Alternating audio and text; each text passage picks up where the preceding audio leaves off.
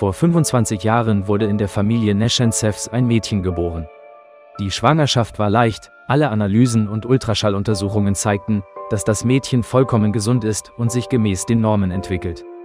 Damals waren die Ärztin und die Hebamme im Krankenhaus, die das Kind als erste sahen, ratlos. Auf ihren Gesichtern war Angst und Unverständnis abzulesen. Irina forderte, ihr Tochter zu zeigen, und als sie sah, wäre sie fast ohnmächtig geworden. Nach einigen Tagen wurde der Frau erklärt, dass das Mädchen eine seltene genetische Erkrankung hat, Progerie, und leider gibt es dafür keine Medikamente. In der Regel erreichen Kinder mit dieser Diagnose nicht das Erwachsenenalter. Aber zum Glück hatte Katja eine mildere Form der Krankheit, nur ihr Gesicht alterte, während ihr Körper und ihre Organe sich entsprechend ihrem biologischen Alter entwickelten. Irinas Mann hielt diesen Schlag nicht aus, er konnte sich nicht damit abfinden, dass seine Tochter anders war als alle anderen, und verließ die Familie.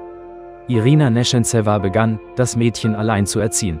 Viele rieten ihr, auf sie zu verzichten und sie in ein Waisenhaus zu geben, aber die Frau hörte sich solche Ratschläge nicht einmal an. Sie tat alles, damit ihr kleines Mädchen sich nicht besonders fühlte, sondern wie alle anderen Kinder lebte. Die ersten Schwierigkeiten begannen im Kindergarten, die Kinder akzeptierten Katja nicht, lachten ständig und zeigten mit dem Finger auf sie. Sie stellte ständig unangemessene Fragen und erniedrigten sie. Zunächst nahm das Mädchen diese Einstellung sehr schmerzhaft auf, weinte ständig und war beleidigt, aber dann konnte sie sich schließlich selbst und ihr Aussehen akzeptieren. Dann beschloss ich, die Menschen nicht mit meinem Aussehen, sondern mit meinem Verstand, meiner Güte und meinem Charme zu gewinnen. Das Wichtigste in jedem Menschen ist die Seele, erzählt Katja. Allmählich fand sie Freundinnen und Freunde. Das Einzige, was das Mädchen beunruhigte, war, dass es Schwierigkeiten hatte, Beziehungen zum anderen Geschlecht aufzubauen. Im Jahr 2011 erfuhren viele von Jekaterina Neschentseva. Das Mädchen wurde zu einer Fernsehsendung eingeladen, in der erfahrene Chirurgen versprachen, ihr zu helfen, ein wenig schöner zu werden, mit Hilfe von plastischer Chirurgie. Dank äußerer Veränderungen konnte Katja ihr persönliches Leben in den Griff bekommen und heiratete. Bald bekam das Paar 2 Söhne. Der jüngste hat leider die Krankheit seiner Mutter geerbt. Jetzt kommuniziert die Mädchen mit dem Gesicht einer Großmutter nicht mehr mit Journalisten und hat ihre persönlichen Seiten in sozialen Netzwerken geschlossen.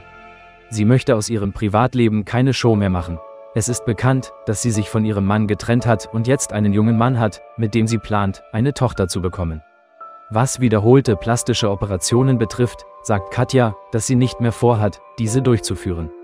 Mein Mann ist mit allem zufrieden. Und ich muss auch auf meine Gesundheit achten. Ich bin glücklich, geliebt und liebe. Und eine glückliche Frau sieht entsprechend aus.